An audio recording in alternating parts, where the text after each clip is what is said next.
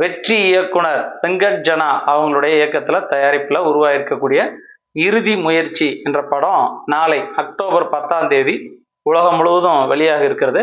ரொம்ப ஒரு அருமையான விஷயம். நம்முடைய நண்பர் ரொம்ப நேர்த்தியாக அந்த படத்தை எடுத்திருக்கிறார்.